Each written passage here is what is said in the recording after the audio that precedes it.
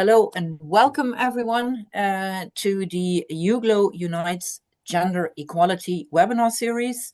If people want to join, they're very welcome to do so. The more the merrier. But I suggest that we start with today's webinar. My name is Carrie. I'm part of a team. I'm part of the Gender Equality Working Group of the UGLO Alliance. For those of you who aren't familiar with UGLO yet, UGLO is an abbreviation for the European University Alliance for Global Health. So it's a university alliance with 9 participating universities, and it's an alliance centered on the topic of health, global health, and well-being. One of the core values of the alliance is actually inclusivity, which also explains why the Gender Equality Working Group actually is highly prioritized by the Alliance. Because, of course, things like gender inequality, gender-based violence, sexual harassment are detrimental to our health and our well-being. So that explains why we have decided to work with the question of gender equality.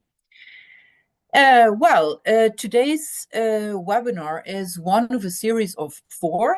We will be starting today, tomorrow, Wednesday, and Thursday. We will have 3 more webinars. It's actually a webinar series co-created by researchers from all across the Alliance. So it's co-created, and every webinar will be hosted by several speakers. And we do this together, so we really invite you to think with us, to discuss with us. We have rather short slots by the presenters, and after that we will have a long Q&A where you as participants are invited to think with us and to exchange ideas and to comment on the things we have tried to present to you. So that's basically it. Now, before I present today's speakers, I would like to draw your attention to the following. Why have we chosen today to start a webinar series? November 25th, which is today, is the International Day for the Prevention of Violence Against Women.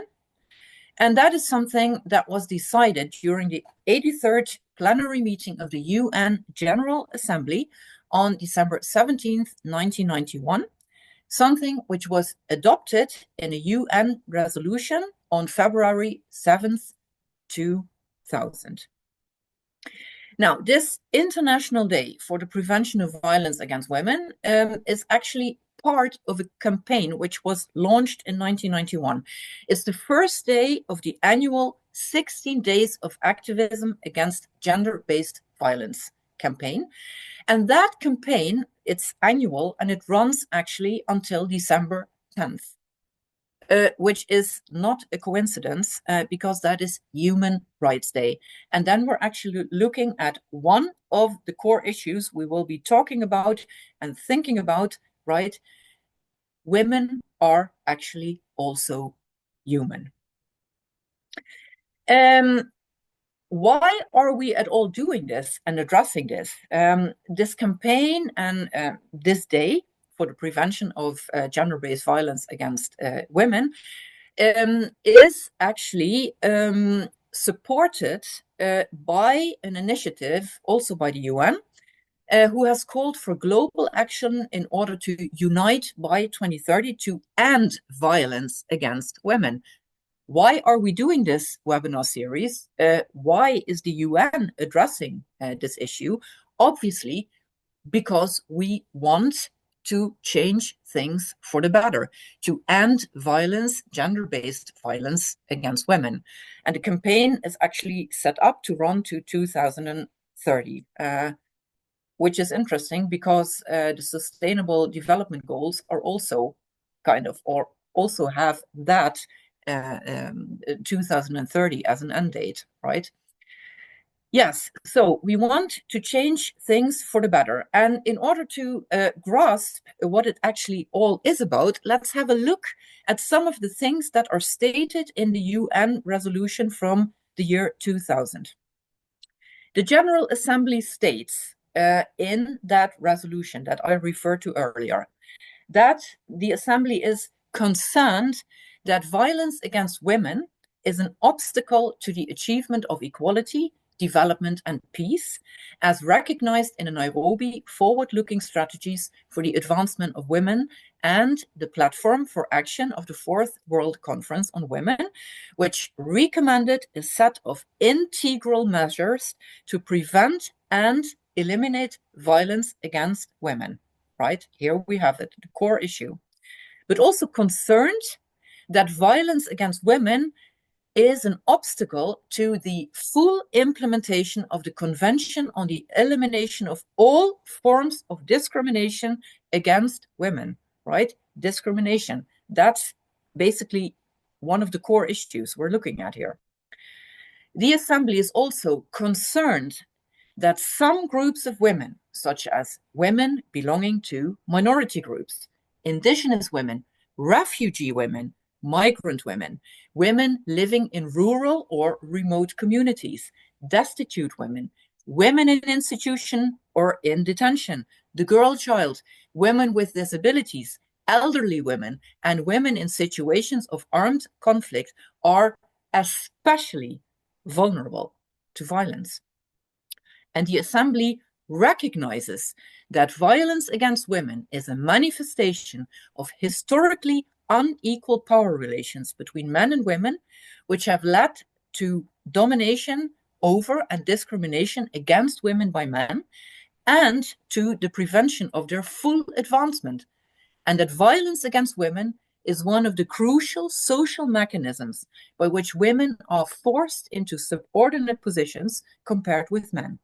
And finally, recognizing also that the human rights, here we have it, right, that I mentioned earlier, that the human rights of women and of the girl child are an inalienable, integral, and indivisible part of universal human rights, and recognizing further the need to promote and protect all human rights of women and girls, as stated by the UN General Assembly on February 7th in the year 2000. So what we're looking at are basic human rights. Women are human too. Now, why do we do this? As I already said, right? Why are we doing this general or this webinar series? Why is the UN working with this issue? Why is the UN addressing this? To change something for the better. So what are we actually aiming at? Well, if we're addressing inequality, then obviously we're aiming at something you might call gender equality or equality, right? I prefer to speak of equivalence. What does equivalence mean? The condition of being equal or equivalent in value, worth, and function. We're not the same, right? But we're equivalent in value, worth, and function. And that being said, I want to bring the following to your attention. What you truly value and acknowledge, you will not harm. What you truly value and acknowledge, you will not harm. It's that simple. Which raises the question, what do you value? And why do you value what you value?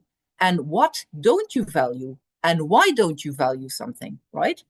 So to look at it this way, what you truly value and acknowledge, you will not harm. It's that simple, and it raises very, very crucial and important questions. I want you to work with that question and to think about it. Now, this is kind of my part for today. We will have 3 speakers today with 10-minute time slots. And after that, you are very much invited to ask questions, to comment, to engage, to actively participate, right? Today's first speaker will be Maria del Val Bolivar Onyoro from the University of Alcalá. She will be speaking on gender violence in international, European, and Spanish law. After that, Mr. Luis Rivera, also the University of Alcalá, will speak about the impact of gender-based violence in Spain, and he will actually share a case study with us.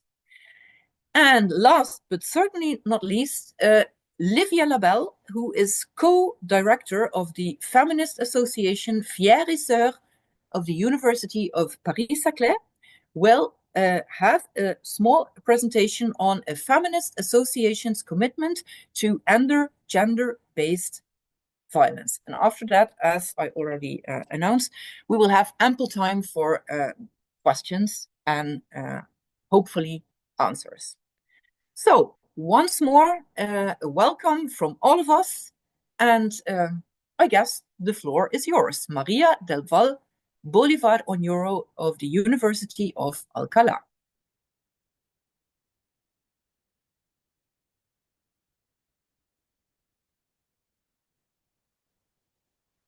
I'm going to share my screen so you can hear me clearly. I'm going to put this on presentation mode as well. Okay, so welcome everyone. My name is Maribal Bolivar Onyoro, and today I'm going to talk about violence against women in International Council of Europe, European Union, and Spanish law. I have prepared this presentation in collaboration with Professor Carmona Cuenca, who's also here today. And we are both professors of constitutional law in the University of Alcalá. So here are our contact details in case you want to ask some questions or you have any doubt, you have here our contact details. Here is the table of contacts that we are going to address today. And well, you will see that in some slides, there is a lot of text. Don't worry. The reason behind this is that we wanted you to have the full name of the rules, resolution, and so on and so forth that we will be using. So in case you want to consult them further later on, you will have the possibility to do so. So first of all, I would like to make to speak about two things. First, I want you to know that the concepts violence against women and gender-based violence are not always used as synonyms. We have here in this slide some examples about this idea. For instance, in this example about the United Nations, you can see how they explicitly state that anyone can fall victim to violence simply because of their sex or gender. And here also they refer that gender-based violence is violence direct against a person because of that person's gender. However, in our presentation, when we refer to gender-based violence, we are talking about gender-based violence against women. The second thing that I want to point out is that we should know, as the previous speaker has referred, that violence against women is a structural problem in patriarchal societies in which women are placed in a subordinate position with respect to men.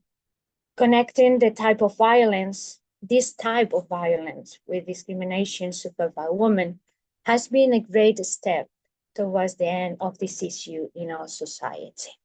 In the following slides, we are going to see how this connection was made in the above mentioned arenas. Within the United Nations, as we can see in this first slide,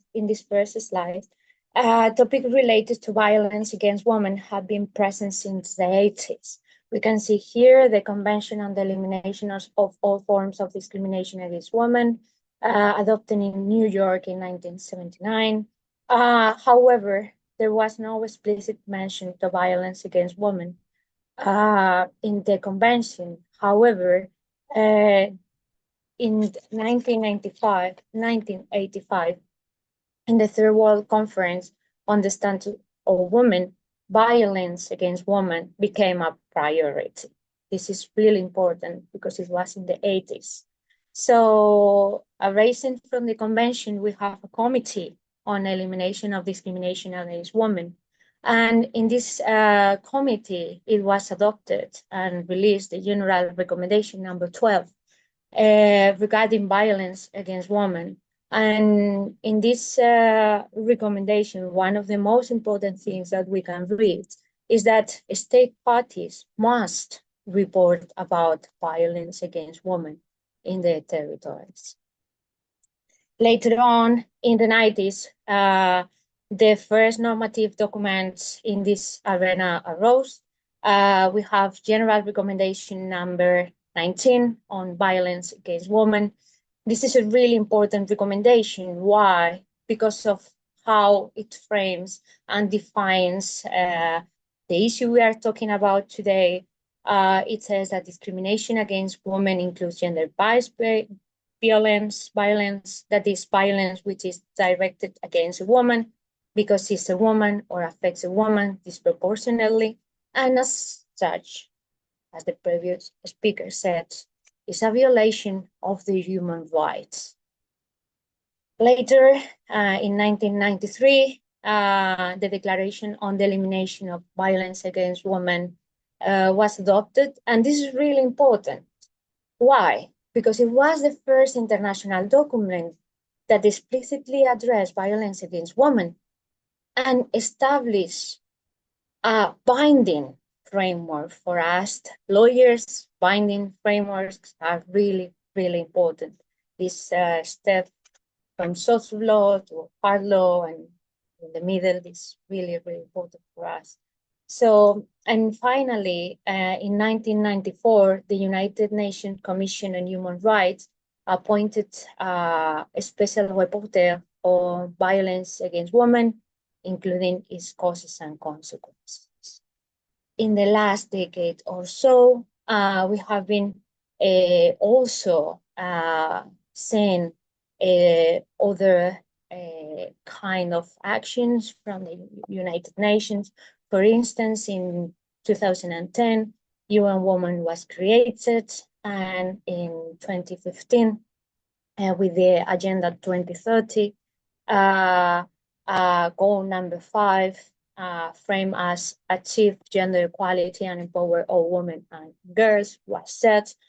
I think that sustainable development goals have done a really important thing, and it is not only putting the focus on state parties, but also private parties, and making us aware that if we want to achieve all the goals we need to work all together.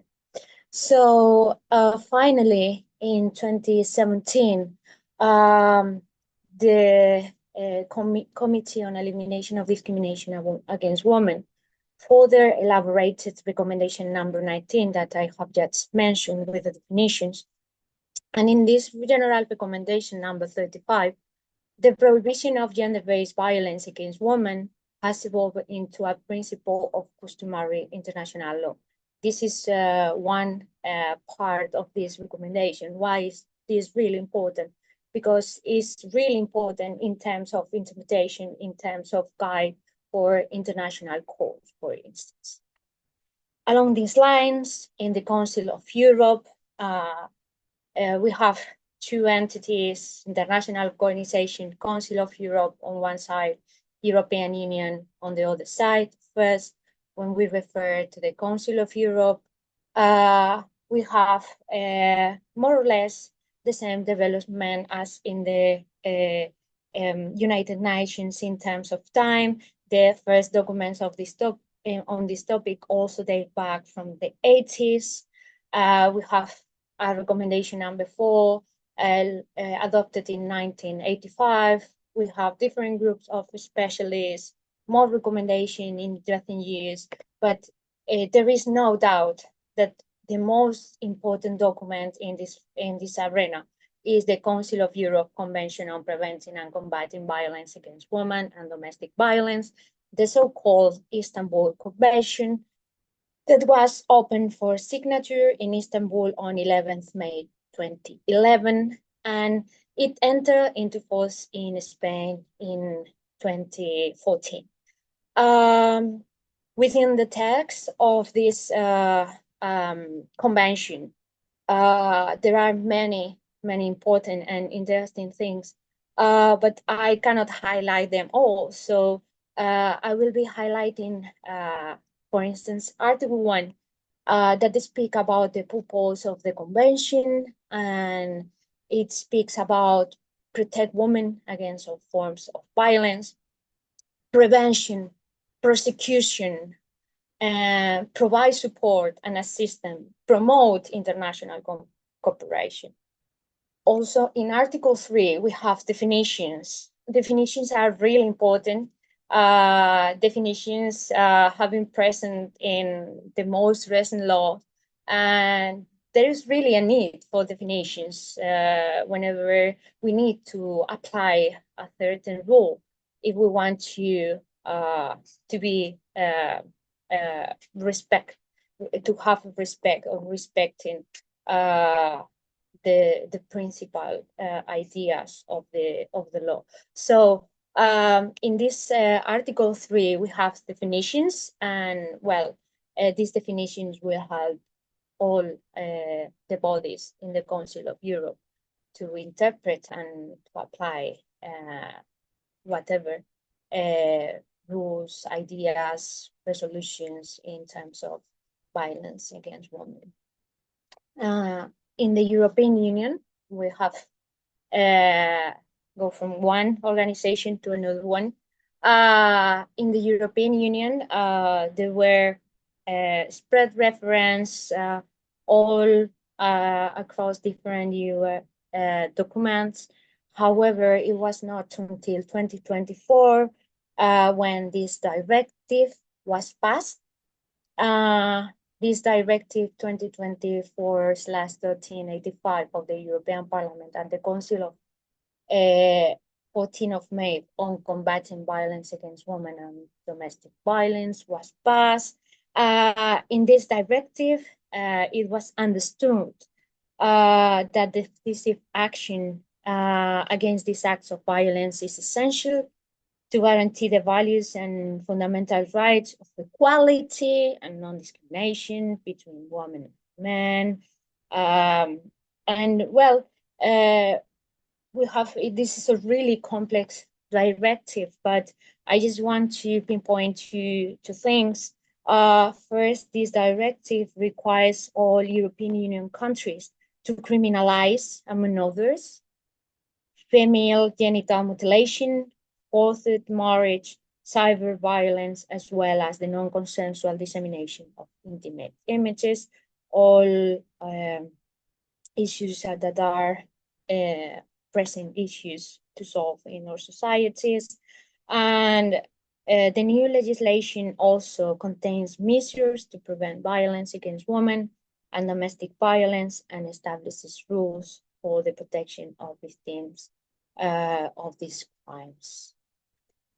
Finally, we arrive in Spain. The main piece on this topic is the Organic Act 1/2004 of 28th of December on integrated protection measures against gender violence. As in every law, there is a lot of really interesting information that we can extract in terms of combating discrimination, fighting for equality, and so on and so forth. But as I don't have all the time in the world, I will be highlighting some things from this Organic Act. First, that unlike what happens in the documents that we have just seen, this law only includes aggressions carried out by former spouses or by men with whom women maintain or have maintained an analogous effective relation. Well, we can see this in Article 1.1. For this reason, it has been highly criticized by the doctrine. Well, like in any case, the provision of the law aim to eliminate gender violence by building a more egalitarian and inclusive society. This is important that we must not forget that it causes an origin lie in the historical discrimination that women have suffered. And this idea is, or one can see clearly this idea within Article 1.1, and this is why this Article 1.1 is so important. Another really interesting thing about this act that has been amended in various occasions, as you can see in Article 1.2 was amended in 2015, and Article 1.4 was added in 2021, bearing in mind that this type of violence against women, is sometimes also directed against children of the women who are victims of this violence.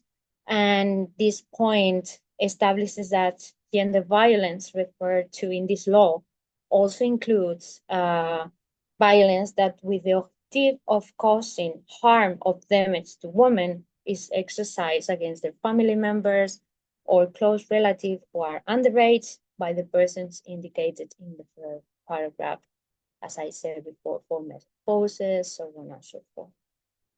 Finally, in Article 2, we have some guiding principles. For instance, we have the reinforcing the criminal and procedural framework. We have encouraged the specialization of professional group, promote the collaboration and involvement of civil entities, and so on and so forth. So that's all. If you want to ask some questions, you have any doubts, you are free to send me an email. So that's everything. Thank you.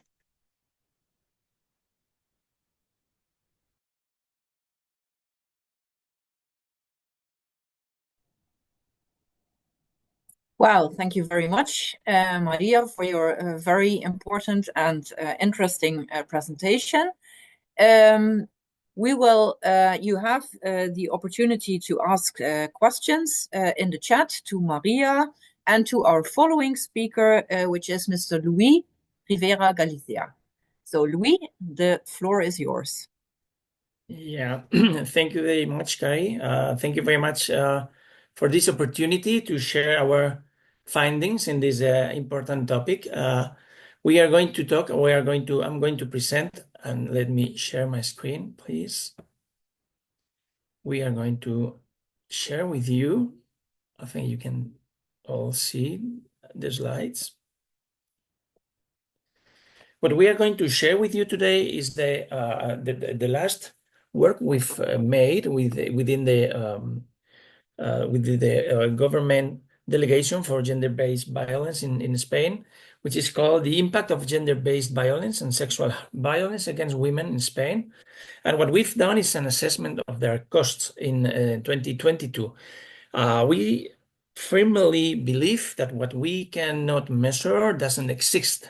So in this case, what we present today is a work related to the economic cost of this gender-based violence in Spain, which is a very big problem. So that we are going to do is to show you the estimates that we've computed from the data that we've gathered in year 2022.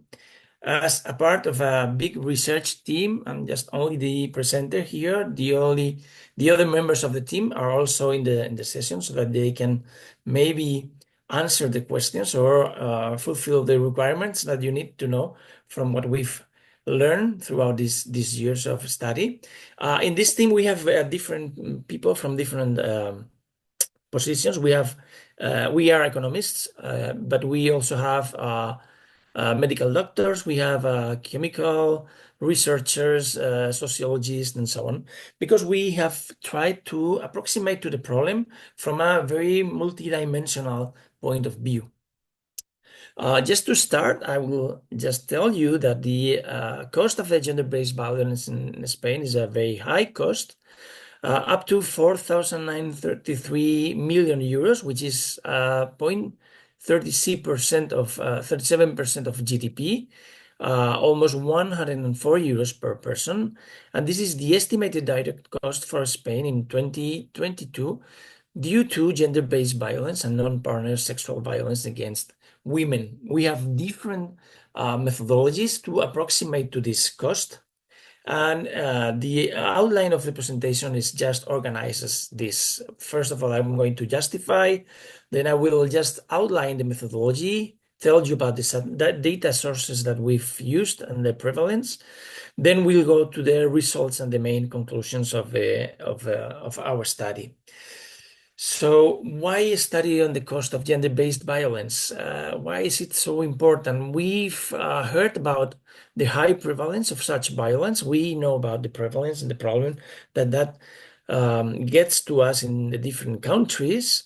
But one important thing that we have to take about is about the costs.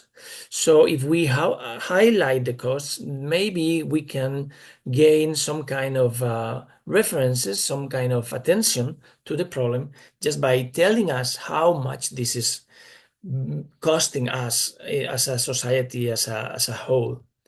So the goals of our study have been to deepen in the analysis of the impacts arising from gender-based violence and non-partner sexual violence, to compute a monetary estimate of the cost in Spain in 2022, and maybe compare these costs with other countries, with other regions in the world, to provide an approximation on how the estimated costs are distributed amongst the stakeholders involved, and also on the many impacts that this gender-based violence is affecting the women that suffer them. So there are multiple impacts of the violence: physical and psychological health, paid and unpaid work, in the possibility of employment and training for women, in the need for legal, police, judicial, and penitentiary services, in the need to change the residence even for women or their families, in the diminished equality of life due to pain and suffering. And so these multiple impacts is what we are going to show you what the cost that we have estimated for them is. So every impact results in payments for the use of different goods and services by victims and offenders, even, and private and public organizations around them. Or maybe even every impact can result also in waivers in the opportunity costs and foregone revenues for women and offenders in society. So we are going to value these impacts in monetary terms, and we are going to approach these costs and put them together in different ways so that we can understand the different aspects of this gender-based violence from an economic point of view. So we are going to use, and we are going to show today, two different approaches: this microeconomic approach for gender-based violence and non-partner sexual violence, and also the macroeconomic approach for gender-based violence. In the first case, we are going to deal with direct cost, tangible and intangible. Tangible, which have a market value or equivalent, and intangible with no equivalent market value. We are offering estimates for pain and suffering, for premature loss of lives, and we are trying to assign an economic cost to each one of these aspects of the costs in 2022.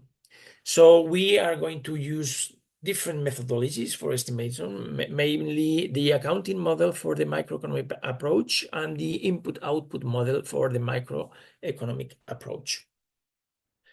So when dealing with the microeconomic approach, the accounting model which we use to estimate tangible direct cost, we have two estimation strategies with different methodologies approach, in which we are going to compute, or to be able to compute, different costs from the perspective of the stakeholders: women victims, family and friends, public sector, third sector or even employers, or we are going to be able to estimate this cost in different itineraries, in the work productive itinerary, in the healthcare sector, in the legal or policy system in Spain, or maybe some other cost related to gender-based violence. In the estimation methodology 2, we are going to deal with only one single option, and we will be able to include not only gender-based violence, but also non-partner sexual violence. So the key elements of tangible cost estimates from this microeconomic approach in the accounting model, we are going to determine the elementary cost categories to be estimated. We have 30 categories in this point. We are going to assign this cost to each supporting stakeholder. We are going to have 5 supporting stakeholders, as I've mentioned before. And for every elementary cost, we compute the cost, just multiplying the unit cost by the number of cases, the number of women suffering this kind of violence. So we need to determine each unit cost and to determine each number of cases for each one of the issues that we are dealing with. And then we aggregate this elementary cost by major cost categories in 4 itineraries, by stakeholders, and then we will give a whole estimate, a whole total estimate for the cost of gender-based violence in Spain in this year 2022. We've used several data sources. So, for example, the micro survey of violence against women, that's our main data source, in which we have survey data from the women that have been surveyed, just to let us know about the cases, the prevalences, the impacts they've had on health and work activity, what services they've used, and what resources they've been located with when having this kind of issues with their partners or previous partners. We've also used other different sources, different statistical sources from, of course, this Delegación del Gobierno against gender violence, but also from the National Institute, from the General Council for Judicial System, from the Interior Minister, and so on. And for the input-output tables, we've used this symmetric input-output tables of the Spanish economy for year 2019, published by Eurostat.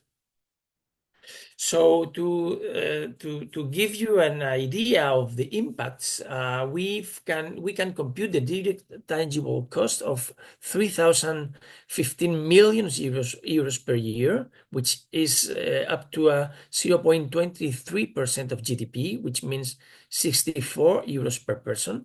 And that's the direct tangible cost that society must pay every year in Spain due to gender-based violence, just taking into account just the main impacts of this gender-based violence to women. We can share and we can distribute these costs if we attend to the different itineraries we've made up with this cost. We can impute this legal cost up to 37.2% of this 3,015 million per year. But we have also a very important amount for healthcare cost, 32.2%, work costs, 19.2%, but also other costs raise up to 11.2% for women. Taking into account the stakeholders, the elements in society that care this cost, that suffer this cost, the public sector is the part of the economy which supports a bigger part of this cost. We take as a public sector 85% of the cost, but also women victims raise up to 8.2%, employers 5%, family and friends 1.6%, and the third sector also takes part with a 0.2% of the costs. When we analyze the direct tangible cost for public sector, the distribution of this 85% of the total amount, we have 2,562 million per year for payments and lost incomes, for healthcare, for free legal assistance, for police services, for pharmaceutical goods, and so on. When dealing with women victims, they lose 247 million euros per year, mainly with the payment and lost incomes for increased working inactivity, increase on unemployment, maybe training days lost, former working days lost, and so on. When we go to employers, the third part of it, they suffer a loss of 150 million euros per year in additional cost and production losses. Due to physical injuries, they suffer from productivity losses. Women or even offender, they have time off work due to psychological damages, administrative costs, and so on. When talking about families, they have a loss of income due to work days lost for accompanying women victims seeking health, legal, or social services, up to 49 million euros per year in Spain. When we attend to the third sector, this third sector provides help by giving victims urgent support systems, temporary accommodation, victim recovery, psychological support, and some other kind of acts for help to these women, which sum up to 7 million euros per year.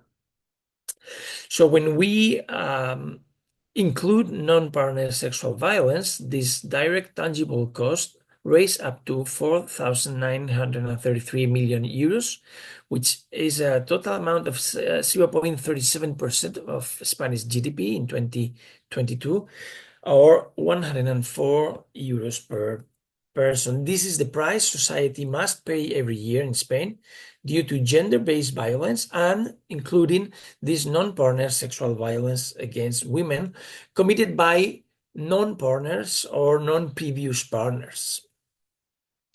When we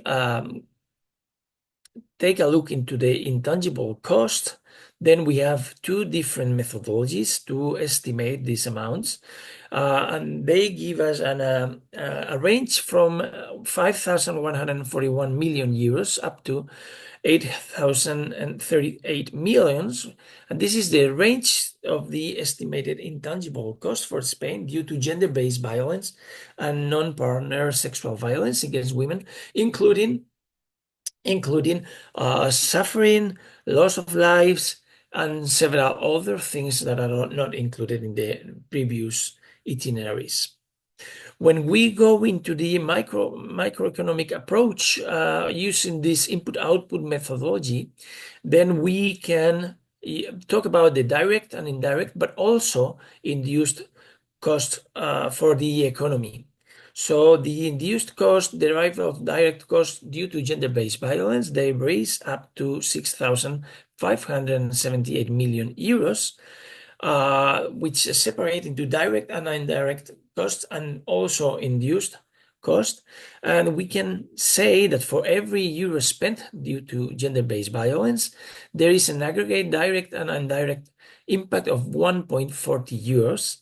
And for every euro spent due to gender-based violence, there is a total impact in a global way of 2.66 euros. So we derive from direct income loss due to gender-based violence, this 725 million euros, which share between direct and indirect and induced cost. And we can say that for every euro of lost income due to gender-based violence, we found an aggregate direct and indirect loss of 1.62 euros. But for every euro of lost income due to gender-based violence, the total loss, the induced total loss is induced up to 2.73 euros. So to go into the results, the society must pay a very high price every year due to gender-based violence and non-partner sexual violence against women in Spain.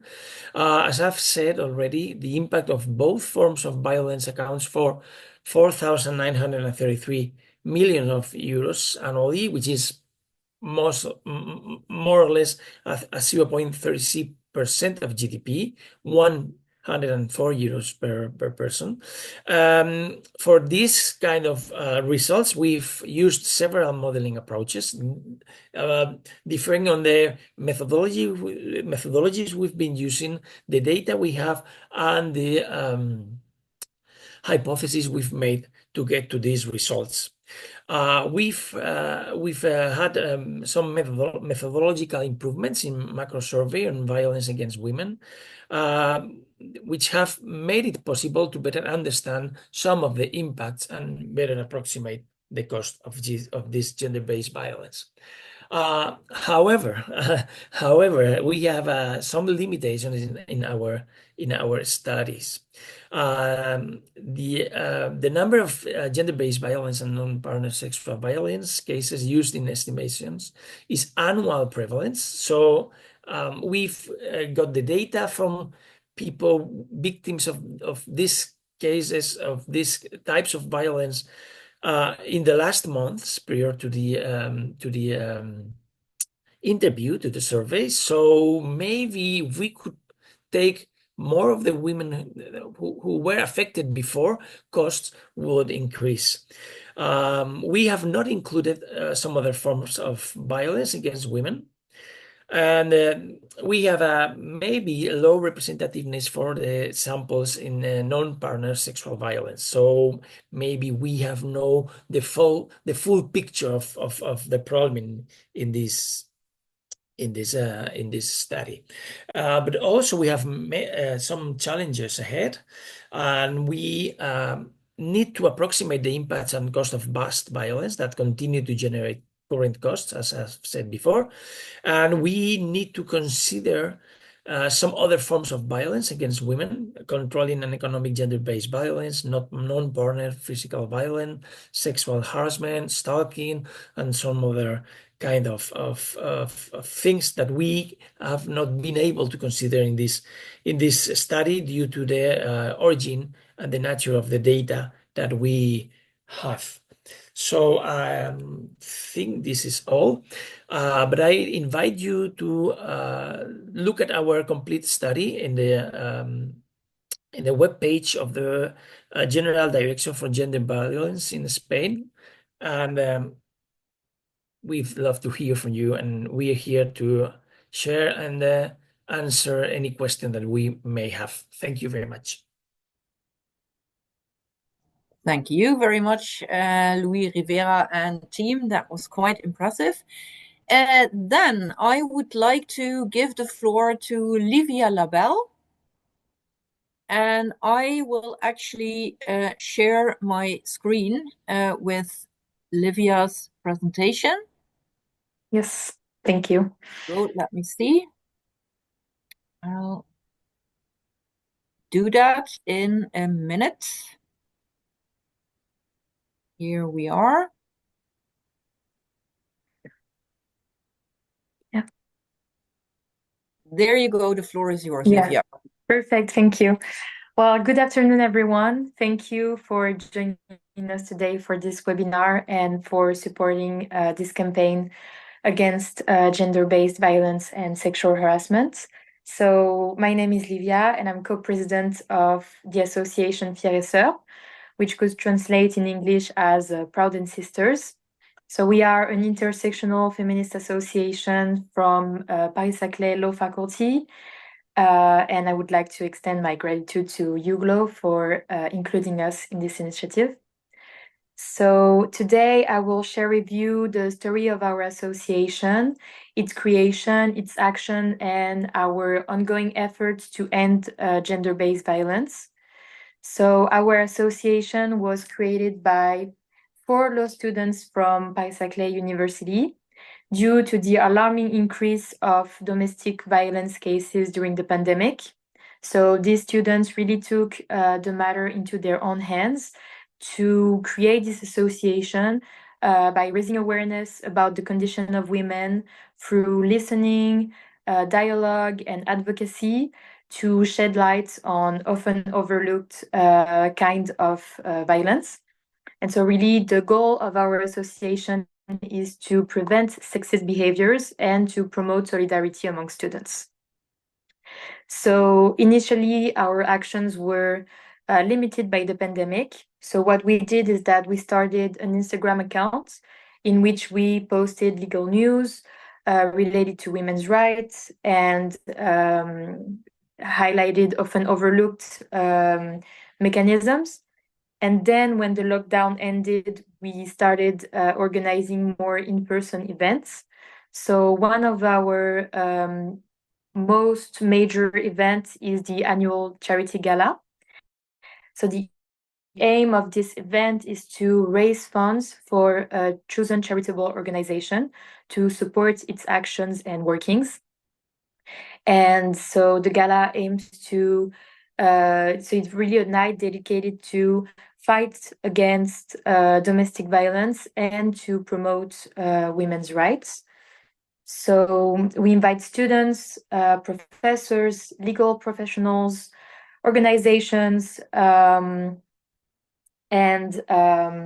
associations to unite, which is really the aim of this campaign, to unite against gender-based violence and sexual harassment. And so the first gala, we organized, we supported La Fondation des Femmes, which is a French prominent organization dedicated to women's rights and solidarity. And I'm proud to say that it was a remarkable success because we helped raise more than 2,500 euros to support their actions.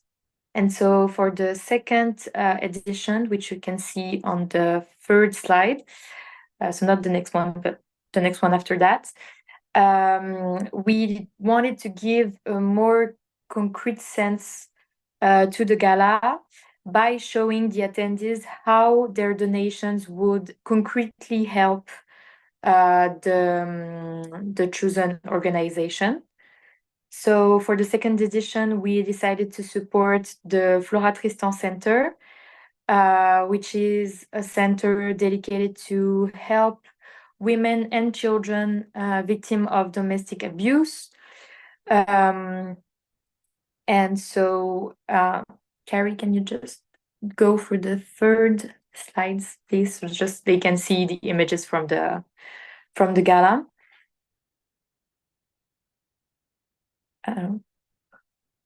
Cool. Never mind.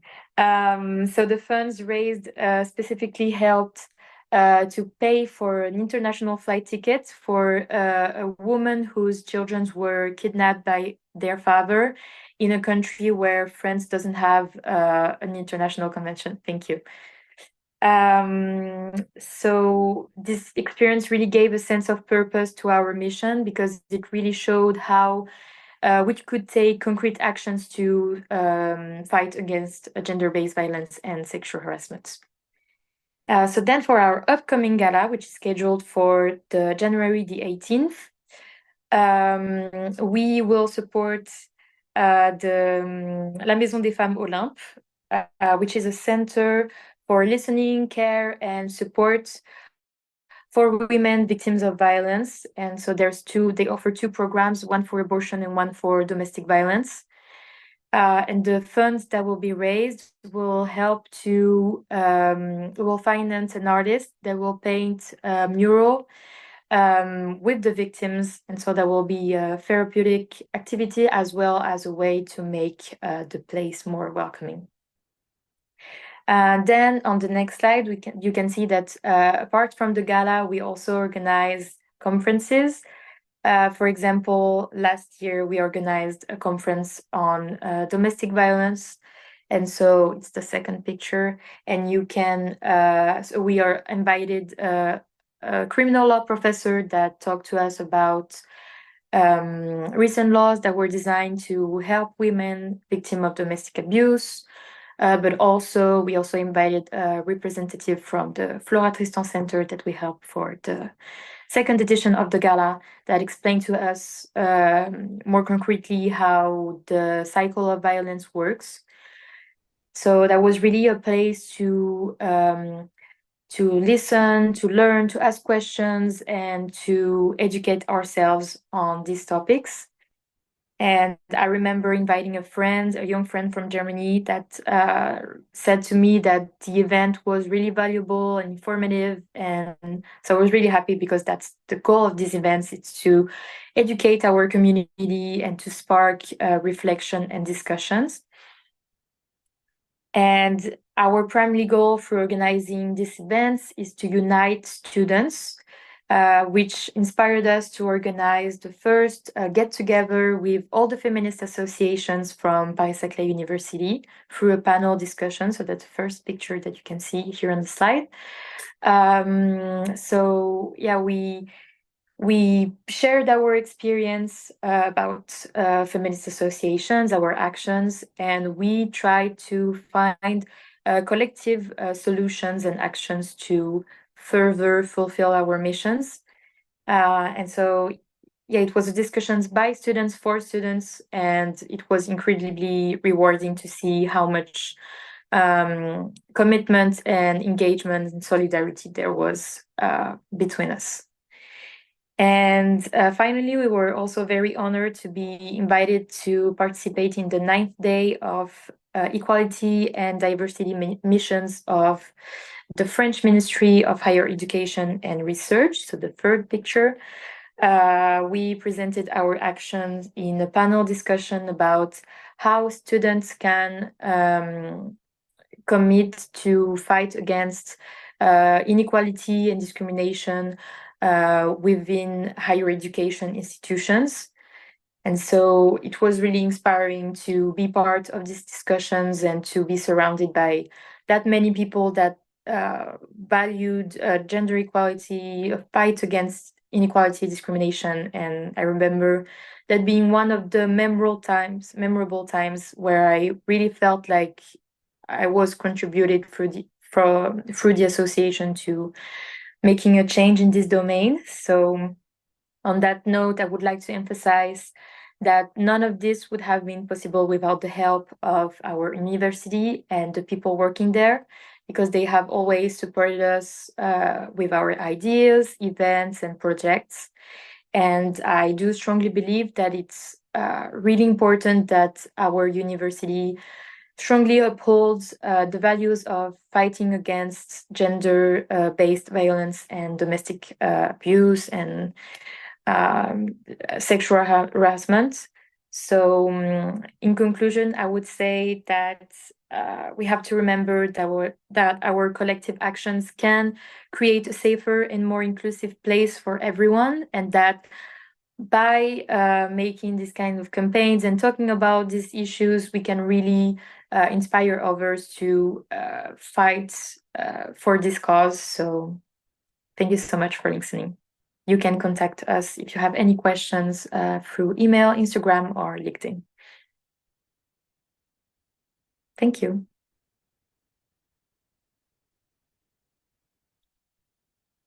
Well, thank you very much, Livia, Thank you. for your wonderful presentation. As announced, we will now have half an hour in which you as participants will be able to ask questions, and you are very much invited to do so. So we invite you to think with us and to discuss with us, and yeah. So we have already some questions. So one participant asks, how does the criminal justice system in Spain respond to gender violence, and what challenges do survivors face in seeking justice? So whoever wants to respond. I think I can answer the question. Can you hear me? Yes, we can. Okay, okay. So Yes. you just So go ahead. okay, perfect. Thank you. So basically we have codes that are specialized in gender-based violence against women. And we have also special police units, lawyers specialized on this topic, some provisions to speed up the process. And we have many provisions to respond to gender-based violence against women. And regarding the challenges, well, I don't think the challenges that we face here are different from what we can see in other countries. For instance, the fear of women to report these acts of violence against them, or the lack of awareness in general in society that also prevents women from reporting and so on and so forth. So this is my question. I just want to mention that I have been working on the answers with Professor Carmona as well. So yes, so you all know. Thank you very much. And then we have a question from Ariana Luboric Chivanovic. I hope I pronounced it well. Yeah, greetings to everyone. Thank you for organizing this. Well, you're very welcome. I've got a question for Dr. Maria de Val Bolivar Oñoro. Does law in any degree or form regulate gender-based violence against women perpetrated by other women? Thank you. So, Maria. So yeah, thank you. So we have like general provisions in our criminal law that will apply regardless of the sex, of the gender of the person, that will apply to everyone in a particular circumstance, such as injuries, so on and so forth.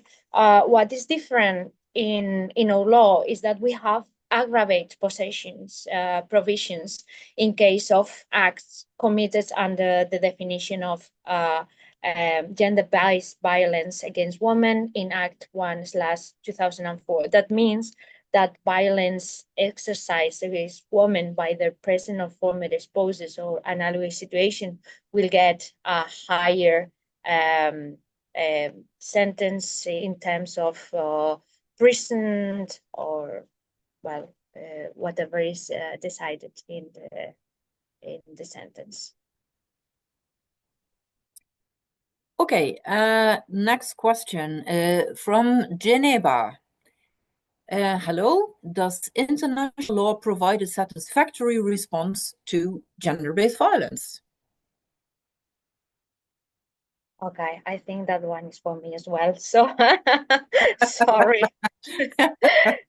So well, we need to think that international law do what they can, like, well, they have their scope, they have their competencies, and they do what they can. But state parties are the ones that need to take those provisions and somehow work with them to put them in place in their territories so they can be useful and people can resort to them whenever they have the need to. So, well, this is why we have, well, there is a clear step between what happened in international law and we have in national law. That's why we call the system multi-level legal system. And that's why when we have a particular convention or we have a treaty, we have some methods like courts or committees that state parties should report to, and they should verify what's happening within the country, because there is a really important step in terms of international law and application of international law in state parties. So, well, within their competences, they do their best, but then state parties should be aware of the responsibilities that they have. So that's. Yes, and then we have one participant asking, do you know how do the economic costs of gender-based and sexual violence compare to other countries in the European Union? Well, I guess that is directed to Luis Rivera. That is for that. I think that's once for me. Well, I have to say that there are many different papers and works related to the measurement of economic costs due to gender-based violence.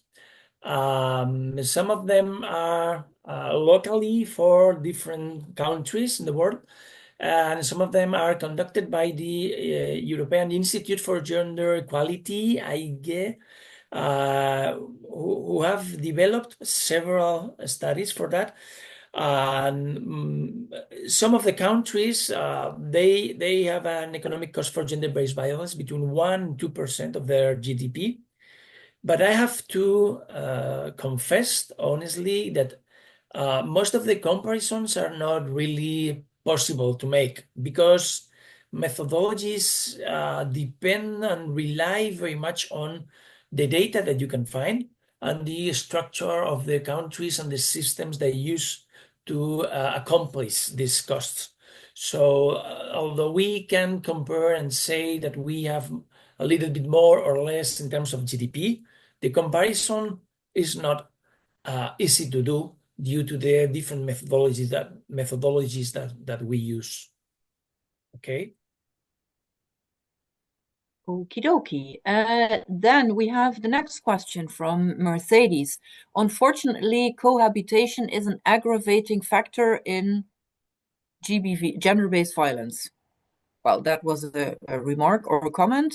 Does anyone want to respond to that?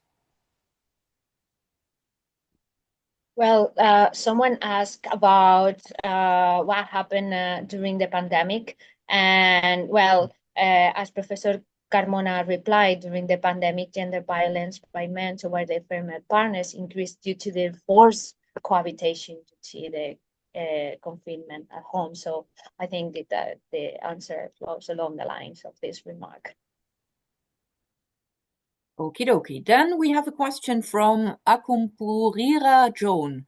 I am Joan from Uganda. Thank you so much for the presentation. As some of the causes of violence against women are power structure and patriarchal norms, all rooted in societal norms. So how can the international community help to change such cultural norms in international human rights law?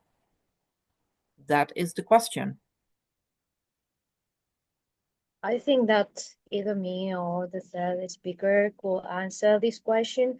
But if you ask us, we will say that education is key. And also it is really important not to underestimate what we can do in our houses, in our work, in our daily lives.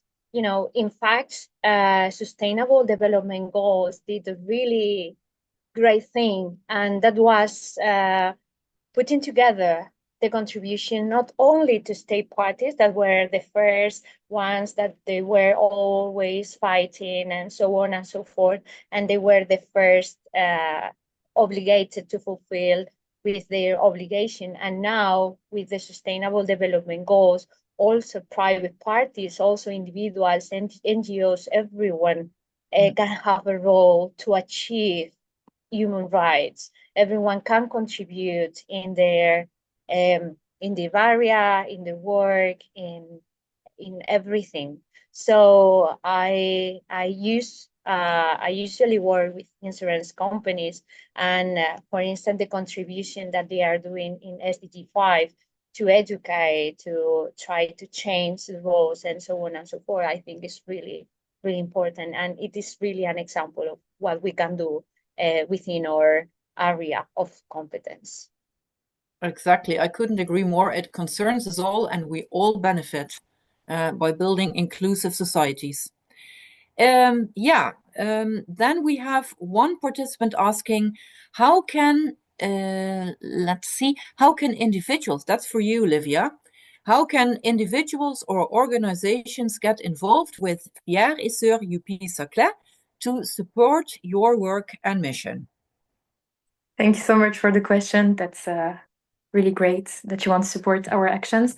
So I think that one thing that you can do is, as I said, like we scheduled the next gala for the 18th of January. So come to the event and get involved, listen to the panelists' discussions, talk to our members, and really like participate in the night. I think that would be, if you're in Paris, that would be very great.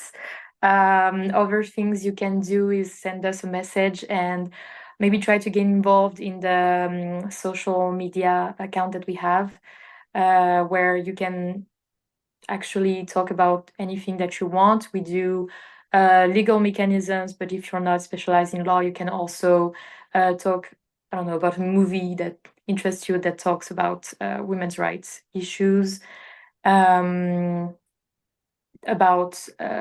news that are going on in the world right now. Go to our conferences. We are organizing a conference about like international law and women's rights. I think in February or after. So really get in touch with us and we will be really happy to help you and direct you. Well, that's great. Then we have a question. Oh, that's for you as well, Olivia. What are some of the biggest challenges Frères et Sœurs faces in its mission? Okay, I think there's two. One is student engagement. Sometimes it's difficult to get as much members as we would like, and also managing student engagement with your work at the university. Sometimes it's complicated to organize events along classes that we have, exams and everything. So that will be one challenge, is that sometimes members of the board do more work than the members, but that's also totally fine. Another challenge would be financial challenge, but we are really lucky to have the help of the university and other organizations within the French system.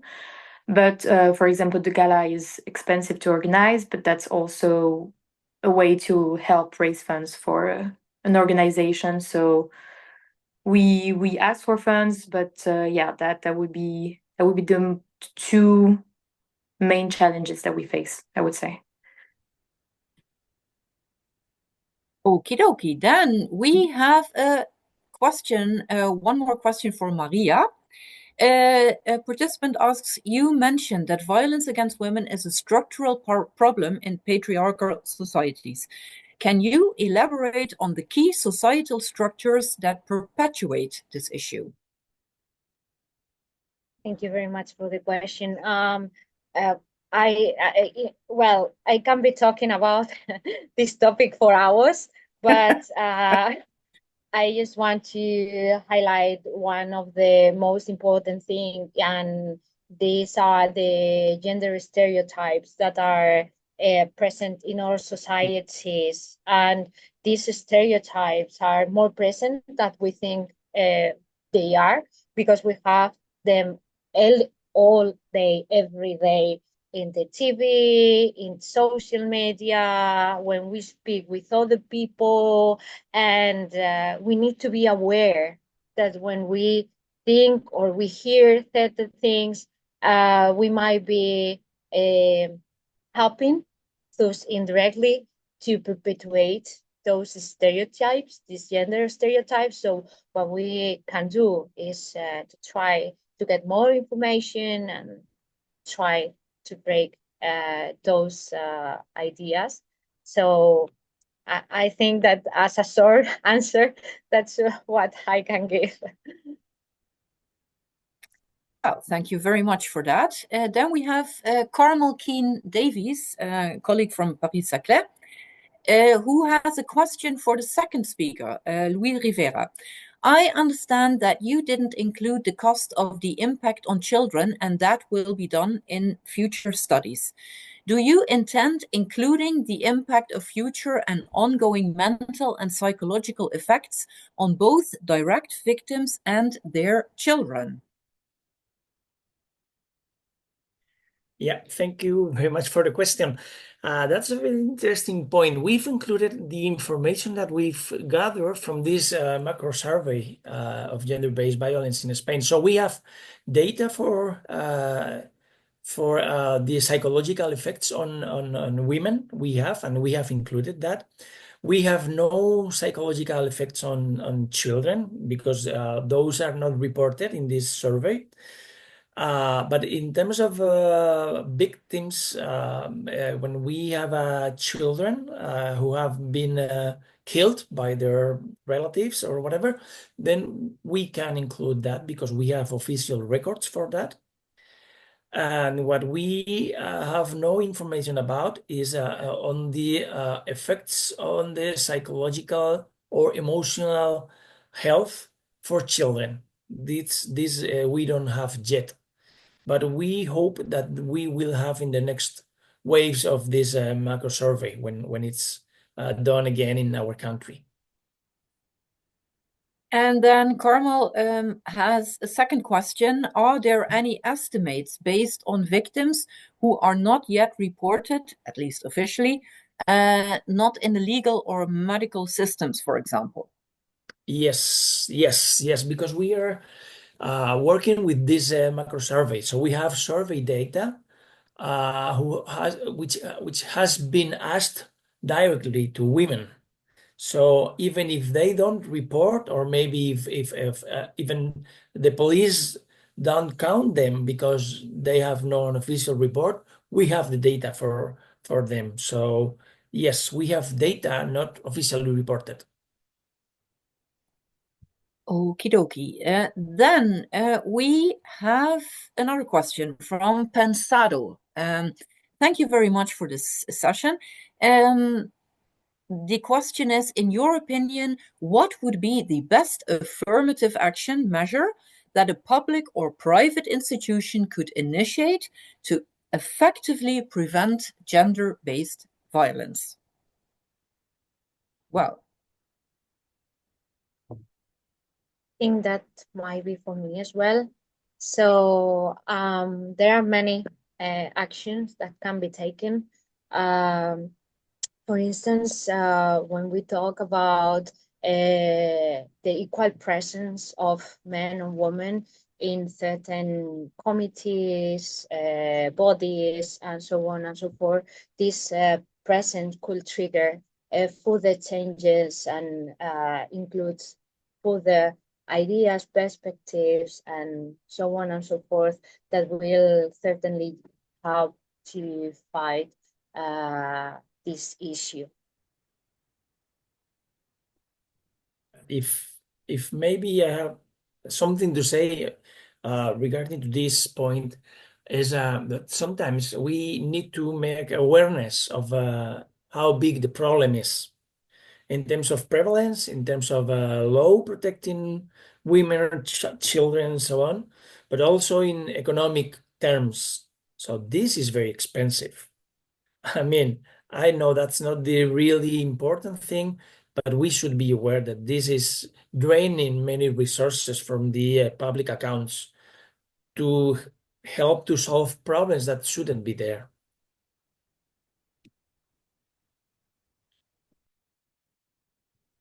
okie dokie. Then we have Kat Olbiter. Who also thanks our speakers for the presentations and the comments.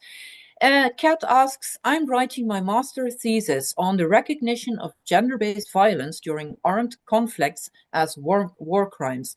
Do you believe that the current international law properly safeguards women in these situations?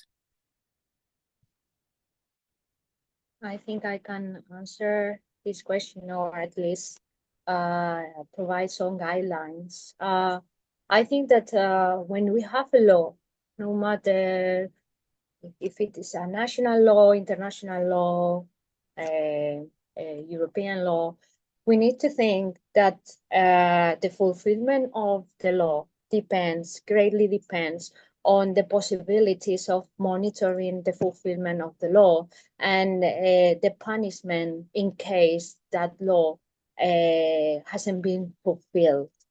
When we have cases such as war crimes, the thing might not be that we don't have laws. The thing is that how we monitor what's going on. Okay, we are aware that in these conflicts and women are primarily affected by these kind of situations, but regardless of if we have laws or not, what we need to think maybe about is how we could improve those mechanisms so we can push the fulfillment of the law even though we have these special situations. Okie dokie. Then we have a third question from Carmel. She asks, what is the justification for including non-partner sexual violence? Yeah, I think that one's for me also.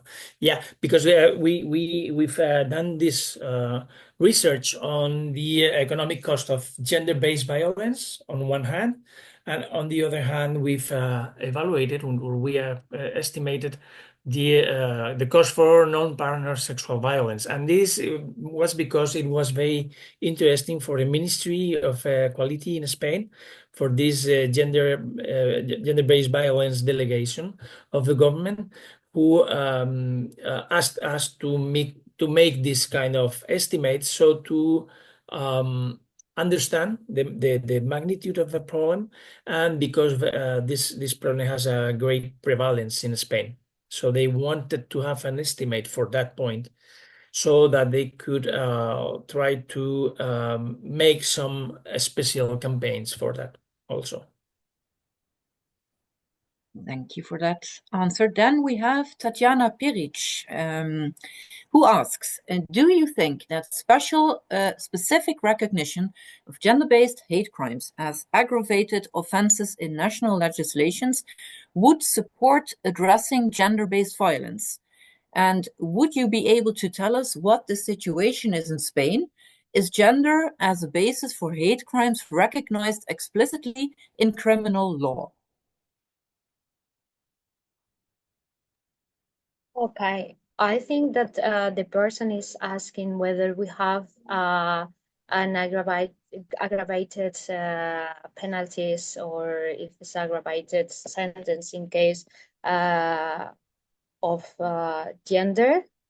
And the thing is that we have hate crimes in our criminal code, and well, the regulation is not far from other regulations. We have sex, gender, and so on and so forth. So the aggravated condition is included. As I mentioned before, our criminal code works with general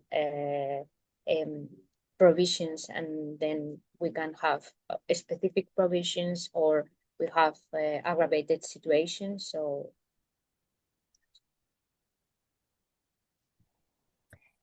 and okay, we have another question from Priscilla from Ghana, and Priscilla would like to know if there are gender violence advocates in Ghana.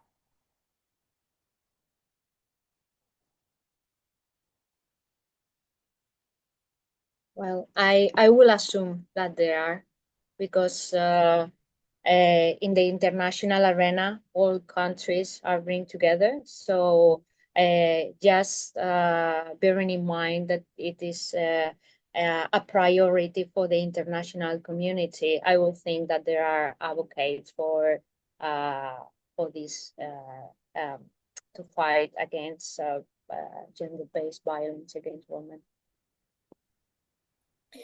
Okie dokie. And then we have a question from Ana Lucia, who also wants to thank you for your input. She's from Ecuador, and her question is, what are some practical examples of how laws addressing gender-based violence have been successfully implemented in countries with limited resources? So we have, for instance, examples of countries where people working in courts have received education regarding these topics, and these are cost-effective measures, and that can be implemented easily and successfully, because as we have been pointing out through all our presentation, education is the key to fight against this issue. I couldn't agree more. And then we have a couple of people saying thank you for your know-how and sharing your presentations. We have one question from Kemkanma. I'm sorry, I don't know whether I pronounced that correctly, who comments, in the past, people do have uncomfortable conversation without applying emotions and text to it. In this modern time, people are withdrawn from having open conversations due to emotional immaturity of people. At what point do you draw the line on having such critical conversations without being tagged toxic, misogynist, felony, etc., etc.? Yeah.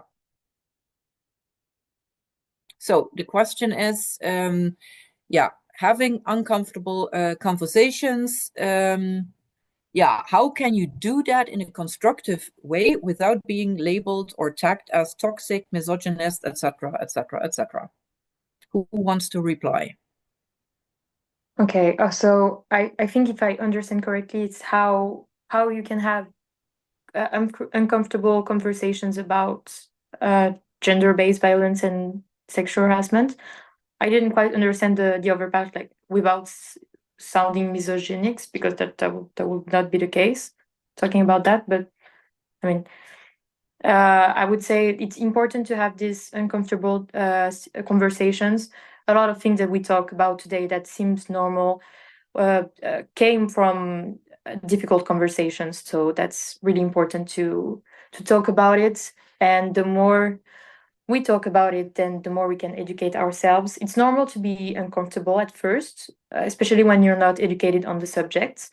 I myself, as co-president, you would think that I have a lot of knowledge about everything, but that's not the case. And some things, like for example, I had a friend that told me that another friend suffered gender-based violence, and so you learn every day about how to respond to these situations. And so I think it's really important to have them, and like, I mean, don't be afraid of sounding a certain way. We all learn along the way, so I think it's important to still have them even if they're uncomfortable. Also, yes, I couldn't agree more. also, sorry, yeah, please. Yeah, oh, sorry. I didn't mean to interrupt you. Sorry. So I think that also it's really important to bear in mind that our starting point should be that we are humans, we are equal, we have human rights, or dignity is the same. So point. And from that point, we can discuss about everything. Exactly. And if I may add maybe one minor thing, I think what we need are cultures in which it is okay to address things like that. So I think there maybe a lot of work still has to be done. And that is maybe something I would like to add. And if I look at the clock, it's 2:30, and I think we've addressed all questions. In the chat, I would like to draw your attention to one more thing before we call it a day, and that is the following. The UN has a special event today. Actually, today is the 25th birthday since the declaration of the International Day for the Elimination of Violence Against Women. And that is one of the reasons why the UN General Assembly wants to reflect on the progress made since then. So there will be a live event today, a live stream in live and on demand in six languages on UN Web TV. You can watch it from 10 a.m. to 1 p.m. New York time, which equals or answers to 4 to 7 p.m. Central European time. So, that is basically what we wanted to offer today and to share with you in the first webinar of our 4-webinar series. Thank you very much for participating the way you did, for your questions, comments, and thank you also all the speakers for your valuable input and the way you answered the questions. And thank you very much, and we hope to see you again in the course of this week. We will have a webinar tomorrow, on Wednesday, and on Thursday, always from 1 to 2:30. So you're welcome to join us then. Thank you very much and have a great day.